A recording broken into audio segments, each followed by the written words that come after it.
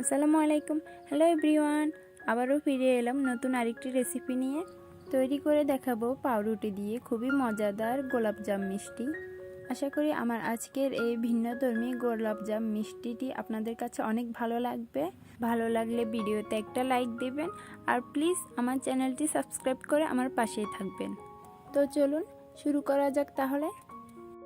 এখানে আমি নিয়েছি 8 পিস পরিমাণ পাউরুটি, আর পাউরুটির যে ব্রাউন অংশ আছে এগুলোকে আমি একটি ছুরির সাহায্যে কেটে নিচ্ছি। খুবই ভালো করে পাউরুটির ব্রাউন অংশগুলোকে কেটে নিতে হবে।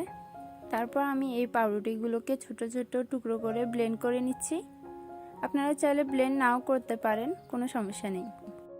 এখন এর মধ্যে আমি 1/3 কাপ দিয়ে দিচ্ছি পাউডার মিল্ক আর দিয়ে দিচ্ছি 2 চা চামচ ময়দা।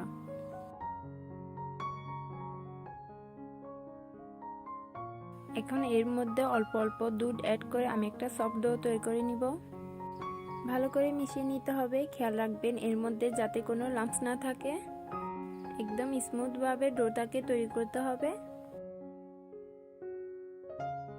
ডোটা তৈরি করা হয়ে গেছে। এদিকে শিরা তৈরি করার জন্য চুলায় একটা প্যান বসিয়ে দিয়ে দিচ্ছি 1.5 কাপ পরিমাণ চিনি আর দিচ্ছি 3 কাপ পরিমাণ পানি। ফ্লেভারের জন্য দিয়ে দিচ্ছি 3টি এলাচ।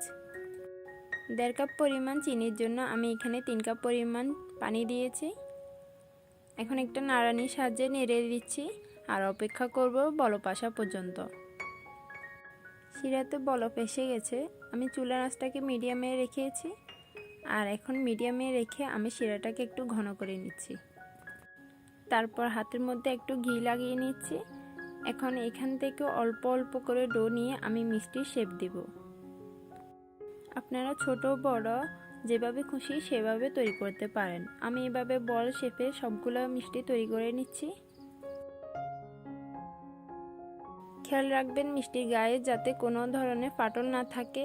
একদম স্মুথভাবে মিষ্টির শেপটা দিতে হবে।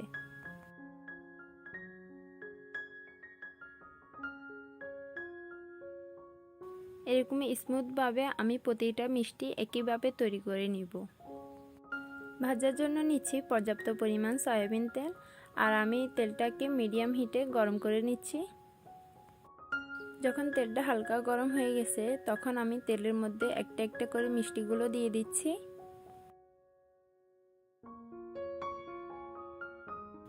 এই পর্যায়ে কিন্তু চুলার আঁচটাকে মিডিয়ামে রাখতে হবে। আর ভাজার সময় যদি মিষ্টি গায়ে একটু ফাটল আসে তাহলে ভয় পাবেন না, এটি শিরার মধ্যে দিলে ঠিক হয়ে যাবে।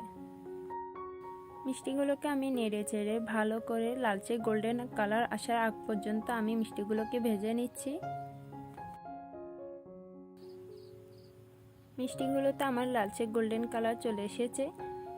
এ পর্যায়ে আমি তেল জড়িয়ে উঠিয়ে নিচ্ছি আর গরম গরম অবস্থায় আমি শিরার মধ্যে দিয়ে দিচ্ছি। শিরার মধ্যে দিয়ে আমি মিষ্টিগুলোকে একটু ভালো করে মিশিয়ে নিচ্ছি। এভাবে আমি 15 মিনিট মিষ্টিগুলোকে শিরার মধ্যে রেখে দেব। 15 মিনিট পর আমি মিষ্টিগুলোকে পরিবেশন করে নিচ্ছি। একটা মিষ্টি আপনাদেরকে কেটে দেখাচ্ছি। খুবই অল্প সময়ে এবং কোনো রকম ঝামেলা ছাড়াই ঘরেই তৈরি করতে পারেন পাউরুটি দিয়ে এই গোলাপজাম মিষ্টি। সহজভাবে দেখানোর চেষ্টা করেছি, আশা করছি ভালো লাগবে। এটি তৈরি করা যেমন সহজ তেমনি খেতেও অনেক মজার। আমি আশা করছি আমার আজকের এই পাউরুটি দিয়ে গোলাপজাম মিষ্টি আপনারা বাসায় একবার হলেও ট্রাই করবেন।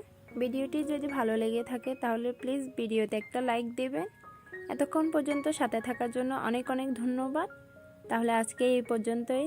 আল্লাহ হাফেজ।